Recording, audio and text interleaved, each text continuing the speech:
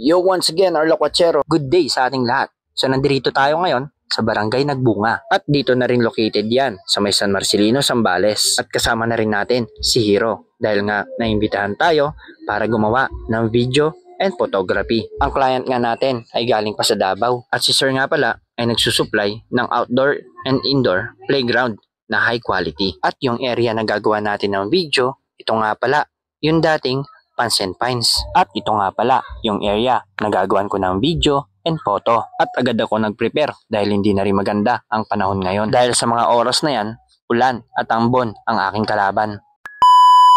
At sa wakas, sa 2 oras nating pagbibideo at pagpipicture, natapos din tayo. Dahil nga umuulan at umaambon. Kaya napakahirap talaga kapag ganito yung sitwasyon, lalo na outdoor ang ginagawa mong video. Dahil hindi mo nga alam kung anong oras titigil o hihinto ang ulan. Kaya after ko nga mag-video, inikot ko itong lugar na ito na dating maganda, mas gumanda na ngayon. At ang daming ang nabago at na-improve sa lugar na ito.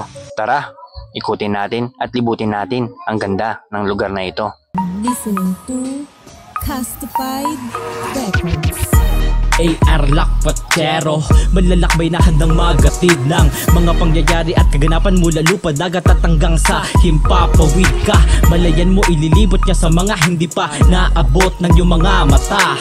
Para maging updated ka, like, subscribe, pindutin mo na.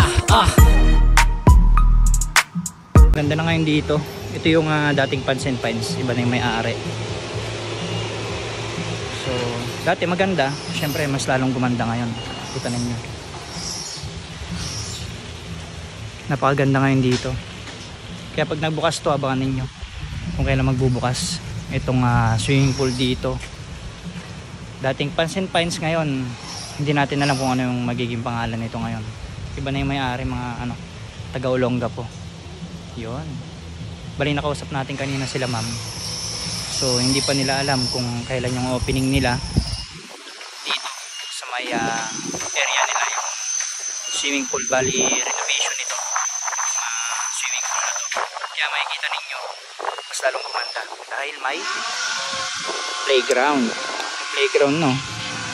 Yan, basketball court. Tapos hindi na kayo lalabas dahil syempre merong store na rito, may tindahan na rin dito sa loob. So itong hall na yan, para yan sa mga event, binyag, kasal, mga birthday, yan, mga dibu. Yan, napakaluwag dito. Perfect ito, lalo na sa mga occasions na gagawin ninyo dito. So yun, malalaman natin. So update tayo. Nakausap na din naman natin sila ma'am kung kailan. So, yun. Maraming salamat. Once again, Arlo Quachero. Kay Sir Romnick, maraming salamat sir. From Davao. Si Sir Romnick ay from Davao. Siya yung nagmamayari nitong kids playground. Lalo na yun sa mga indoor and outdoor. Sa kanya to. So, ilalagay ko na lang yung link pag na-upload ko tong video na to. Ilalagay ko yung link kung saan kayo pwede. Lalo na kung sino yung may mga resort na like yung mga ganito. Mga private resort na gusto magkaroon ng indoor and outdoor na playground.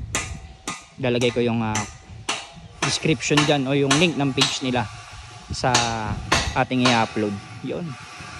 So yun, bago nga tayo umalis, may mga solid tayong taga-subaybay dito kay Arlo Quachero. So ayan, mga nagda-landscape sila. So Regines Garden ng Del Pilar, Castilla, Zambales. So shoutout po sa inyo. At kahit anong ulan, init, ambon, so bakbak pa rin sila matapos lang yung mga ginagawa nila. So napakasipag nila. So shoutout sa inyo, mga solid nating followers dyan at mga taga-subaybay ng Arlo Quachero. So ingat tayo palagi. Tapos na naman yung ilang oras nating pagbibideo doon sa may dating Pansen Pines kidsplayground.ph. Isasalpak natin yan. So maraming salamat. Solid na naman yung ganap natin sa likod ko. So sa susunod ulit, Arlo Quachero signing off. AR Lakwatsero, malalakbay na handang magatid ng mga pangyayari at kaganapan mula lupa, dagat at hanggang sa himpapawid ka. Malayan mo ililibot niya sa mga hindi pa naabot ng iyong mga mata.